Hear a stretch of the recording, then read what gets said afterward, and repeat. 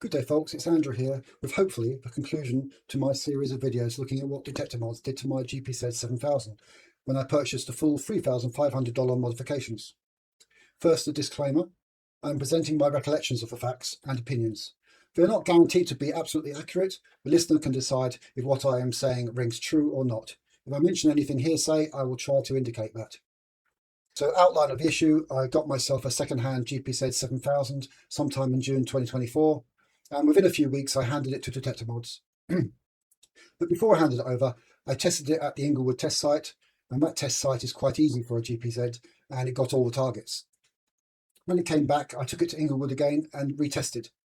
It still got all the targets, but I had difficulty detecting my familiar 0.115 gram gold sample. When I placed it on the mildly damp ground, I could not detect it unless I turned up the sensitivity really high, like 18 or something like that, and if I swung very close. And that was unusual. So I essentially emailed them a complaint within 2 weeks of getting it back, but apparently got no reply, although later they claimed they did reply. So why did I decide to go to court and not return the detector to Woody to get it fixed? I couldn't see how a mistake could be made on the very complex and delicate electronics that leaves the machine fully functional, although with diminished detection. It simply wouldn't work if you wired it wrong. Despite Woody's claims to have sent me an email, I could not find any reply, and that was at odds with the numerous and very quick responses when I was a potential customer. Months before the detector was modified, I had been sceptical enough of Woody's measurements to leave a comment to that effect on one of his videos back in March 2024.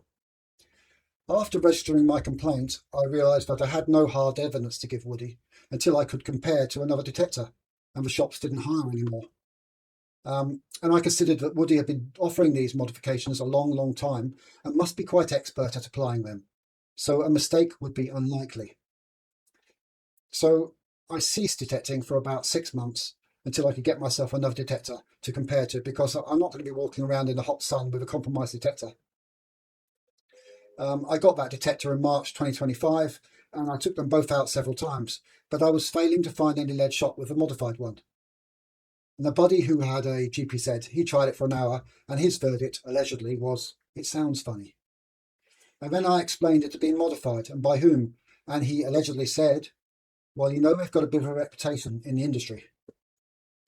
So putting all these factors together, I decided that I needed to make some video tests to get at the truth.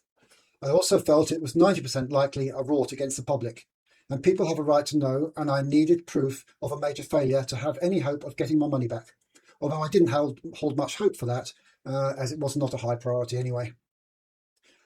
My first mild-mannered video test, where I said I couldn't see any difference between them, instead of saying, "No, we did reply, let me forward you the email, and here is a video of our modifications working with rigorous measurements and transparency of settings," like a company would do, I was met with an attack video from Woody where he told me how scary David can be if you upset him, etc., etc.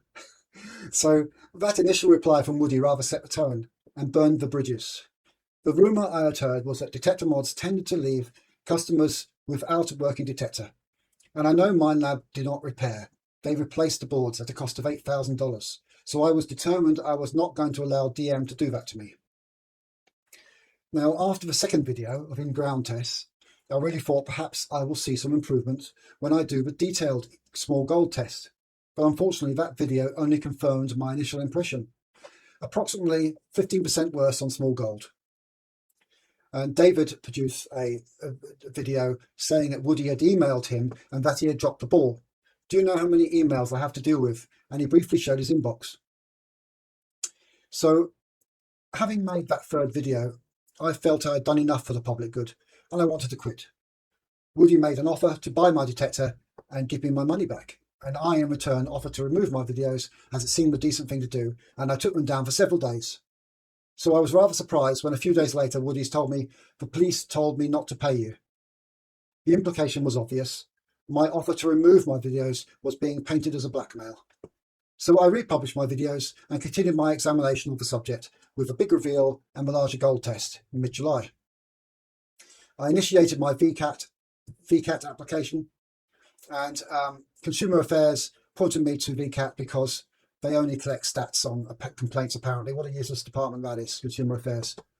Woody produced another attack video claiming to have sent a reply, and he read that out and used as much ridicule as he could.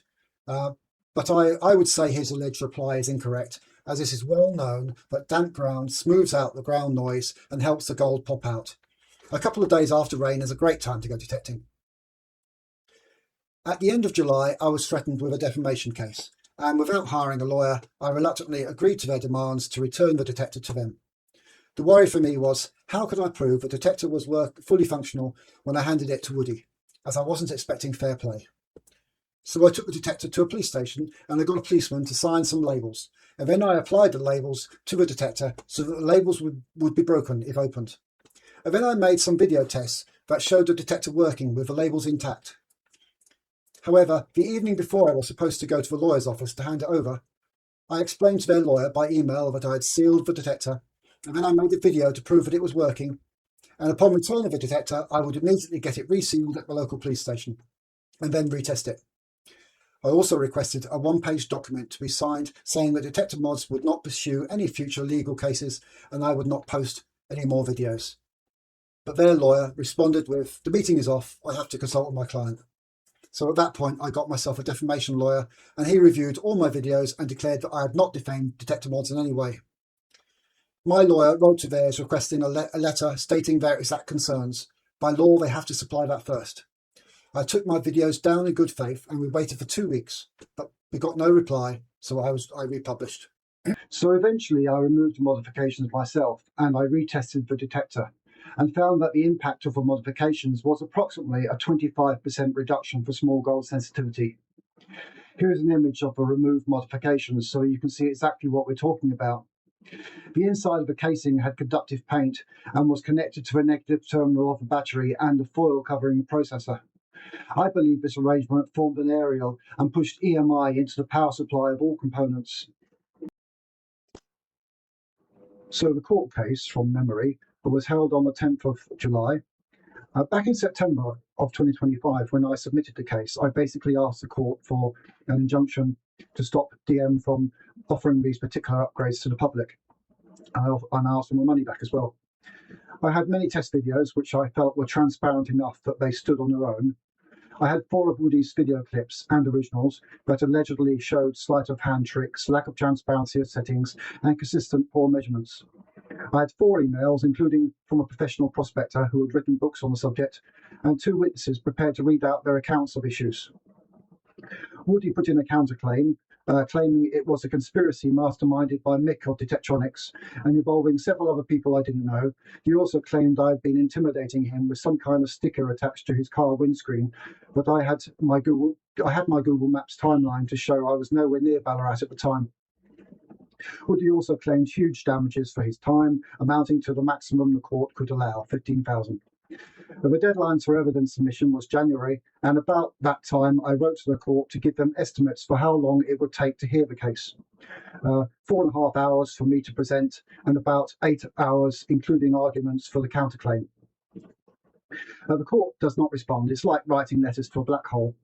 In early January 2026, I got a new job and I wanted to end the case, so I offered to withdraw the case and remove my videos if he dropped his case and any future legal cases. But Woody didn't respond to that, surprisingly. And then about March, the court gave us a date, 2 p.m. on the 10th of July. I immediately phoned the clerk to say that wouldn't be enough time. I told him I was told I could ask for an adjournment, but the other side would have to agree to it, and it's a rare grant. I decided not to bother, and I cut 40% off my case. And then about 6 weeks out, the court gives us an online meeting link, and it's for 90 minutes. I again write to the court clerk, asking for more time, but I'm writing to a black hole. And there are a lot of complaints about my evidence from Woody, but he does give consent to an adjournment, surprisingly. So with 1 week to go, I formally asked, and of course was ignored, and in any case, Woody changed his mind about agreeing to it. So I cut my case down to 75 minutes. Now it's really bare bones, just 4 video clips at double speed, skipping through to the conclusion, only 1 9-minute video in full. On the day, we join the tribunal online, and I'm wondering if my witnesses will turn up. The member, the judge, then says, is anyone expecting anyone from Samsung? Samsung? That confuses us both, and we say no. And the judge then ejects someone. That was actually one of my witnesses, but he had not confirmed with me first, and my other witness bowed out over computer issues. The member could have said, it looks like a witness is phoning in, and I would have said, oh yes, probably one of mine. But I think the member was being a bit cryptic on purpose because they did not want to hear evidence, actually, as I'll explain. It transpired that Woody had dropped his counterclaim. After reading my defence, he must have realised it just wouldn't fly. It was me to go first, and I explained briefly that I had managed to cut my case down to about an hour and 15 minutes, and the member said, you've got 30 minutes to make your case. What? 30 minutes? How can I do that in that time? Are you going to do it or not? Yes, I'll try. Of course, there was no time for any video of any description. I gave a brief verbal run-through of events, including that I had tried to contact DetectorMods, but I got no reply. I asked Woody to forward that email to me right now in the court, and I will show the court the metadata immediately. And the member replied, well, that's not going to happen. Why not? Didn't you want to hear the evidence? I felt the member was not interested in hearing or examining any evidence, but pushed on anyway. I explained that I had gathered evidence of a serious failure under the ACL. I had made a total of 5 attempts to settle and outlined as 5 attempts to settle them. I recounted the lawyer's interaction and showed an email showing that their side cancelled the resolution. As soon as I put up a still image showing alleged sleight of hand, I got 3 words into explaining what was being shown and was told, stop, that's too technical, you can't be your own technical expert. Same story for the second image. I was not allowed to explain anything to the member, they just wanted a verbal summary from me, and that took 25 minutes. And then it was Woody's turn. He claimed multiple attempts to contact me, and I was very rude on the phone, which I denied. It would have been my voicemail whilst I was at work. No message was left. So I am shaking my head furiously during Woody's reply, and I was chided by the member. I'm not allowed to shake my head. He had also made a statutory declaration about 1 week before the tribunal, too late for evidence. But anyway, saying that his modifications, the big capacitor, was still in place. He also claimed that he had sent an email reply to me, and he put up some email metadata that my detector, and he also said that my detector had water damage, which it doesn't as far as I can tell. I believe the printed out email metadata displayed in the tribunal was actually from Woody's email to David, but with my email address inserted where David's email was. If ever proven, this would be perjury. The member says to me, you've got 1 minute, anything to add? Yes, I never got an email. It was all I had time for, before the member asking the other side, anything to add? Yes, my modifications are still in his detector. Then the member summed up by saying something very close to, the court is unable to make a determination due to the technical nature of his case. So this is a court order. It reads a little differently from what was said in the court. It says that there was no technical expert to verify whether the modifications were of a reasonable, acceptable quality or not. So that's why they couldn't make any determination. So my claim is denied. It was not heard as far as I'm concerned. The only technical parts of the case was that a big coil has a big cone of detection and a small coil has a small cone of detection. Settings can change the detector behavior, and you get a beep when the gold is detected. Just look and listen. A 6-year-old child could have judged the case as long as they had ears and eyes. I believe the court was persuaded months ago in hidden negotiations not to hear the lengthy case on the grounds that it's far too technical, which is consistent with the amount of time allotted and too convenient given the overloading and underfunding of the court system. Despite the claims politicians make to be cracking down on things like online scams and fraudulent companies, etc., the fact is, if you have a complaint against the company and they decide to do the wrong thing, you're on your own. Consumer Affairs won't help. VCAT, for claims under 15,000, you have to wait about a year and you'll need an expert witness to do an independent assessment and write a report, and a lot of time, effort, worry, expense, and distraction from work. Even for $15,000, it's not worth it. Or the Supreme Court for larger cases. The system is just rigged against the consumer. So where does this leave me? I could appeal to the Supreme Court, or not. I could make a complaint to the ACCC and hand them my evidence, and then presumably they would be hauling Woody in to approve his modifications work. If Woody was to try to sue me for defamation, he would need to prove I was lying. I would have an electronics expert to back up my claim that I had removed the modifications, and I could gain access to all pertinent evidence for the case, including, but not limited to, several years of their accounts and the reply email. Finally, maybe I could prove perjury of that. Okay, folks, I hope that's the end of this saga. I don't intend to make any more videos about it unless Woody wants to go to the courts again. So it's goodbye from me. Cheers.